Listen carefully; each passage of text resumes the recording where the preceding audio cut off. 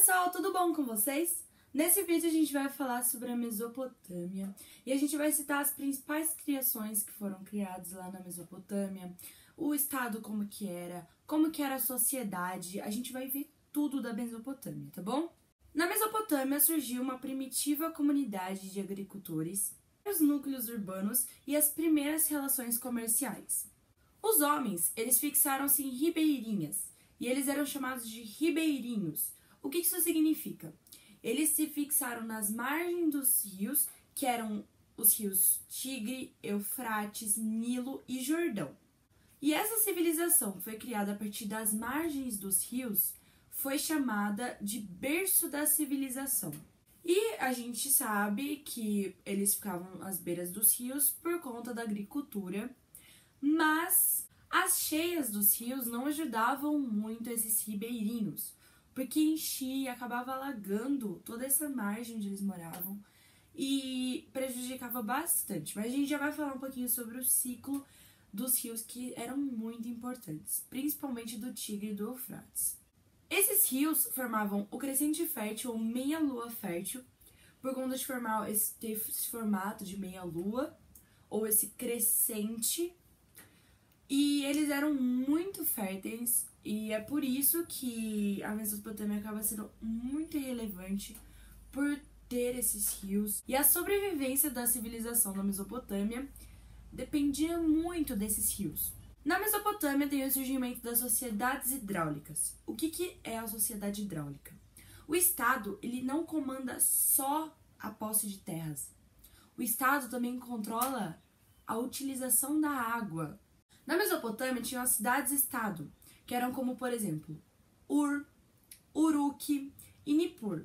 Eram cidades independentes. E o governo da Mesopotâmia, ele era teocrático. Toda vez que você vê esse prefixo teo, é de Deus. E crático é de poder. Então eles acreditavam que o rei que comandava, ele era designado, ele era enviado de Deus. Então ele era sagrado. Bom, vamos falar um pouquinho agora sobre os povos da Mesopotâmia. Na região sul nós temos os sumérios, os acádios e os amoritas. E na região sul nós temos o Império Sumério Acadiano. E o principal rei foi o rei Sargão I. Na região central nós temos o primeiro Império Babilônico. E o principal rei foi o Hammurabi, que a gente daqui a pouco vai ver algumas coisas sobre o Hammurabi, que foi muito relevante para a história. E na parte norte nós temos o Império Assírio, que era comandado pelo Senaqueribe, onde havia uma extrema violência com escravos e servos. Como que era a vida social na Mesopotâmia? Havia disputa de terras mais férteis e os mais fortes dominavam os menos fortes, os mais fracos, e forçavam o trabalho compulsório, que é o trabalho obrigatório. E eles não pensavam em vida após a morte, como os egípcios, que a gente no próximo vídeo vai ser sobre o Egito, que a gente vai ver um pouquinho sobre essa religião que é muito forte, e eles pensam muito sobre a vida após a morte, mas isso eu vou deixar para o próximo vídeo. E eles, na Mesopotâmia, não acreditam em vida após a morte. Morreu, morreu. Próximo, próximo. Nossa, citação aqui da Ara Azevedo. Então agora a gente vai falar um pouquinho sobre a pirâmide social da Mesopotâmia. Vamos pensar numa pirâmide assim, ó. Uma pirâmide. E então a pirâmide ela vai ser dividida assim. A parte de cima, ela é menor. Quer dizer que na parte de cima só algumas pessoas participam. Agora a parte de baixo ela é mais larga, quer dizer que a maior parte da população ela fica na parte de baixo. E quem é que fica na parte de cima? A parte de cima é para comandar e para governar. Quem que é? Quem que você acha? É o rei. São os militares, os sacerdotes e os ricos mercadores. Era uma parte muito privilegiada, era uma classe bem privilegiada. Agora, na parte de baixo, tinham os artesãos, os camponeses e os escravos que levavam uma vida muito miserável. Bom, vamos falar agora sobre as principais criações que ocorreram na Mesopotâmia. Uma que a gente não pode esquecer que é muito relevante é a criação do Código de Hammurabi, que foi criada pelo rei Hammurabi na parte central da Mesopotâmia, tá bom? E o que era o Código de Hammurabi? Era um conjunto de leis. E uma frase que a gente logo lembra desse Código de Hammurabi é olho por olho, dente por dente, que eles seguiam rigorosamente esse código. O Código de Hammurabi é muito importante porque é uma das primeiras sistematizações jurídicas. Então, uma das primeiras leis, uma das primeiras coisas a serem colocadas no papel mesmo, para ser rigorosamente aplicada na sociedade. E também o Código de Hammurabi não ficou só lá, ficou em toda a Mesopotâmia, não ficou só na parte central, acabou se espalhando para toda a Mesopotâmia. E aí teve uma aplicação, uma influência sobre outros povos, e isso é muito importante também. Vamos falar também sobre as cheias dos rios. As cheias dos rios ajudavam na fertilização. Como que ajudava? Por exemplo, estava eu aqui, eu sou um ribeirinho, estou aqui vivendo na margem do meu rio, porém, mais ou menos em maio e junho, aumentava muito os rios por conta das chuvas e por conta do derretimento de geleiras, tá bom? Isso era muito ruim pra mim, que moro aqui na beira, né? Minha casa vai começar a encher de água.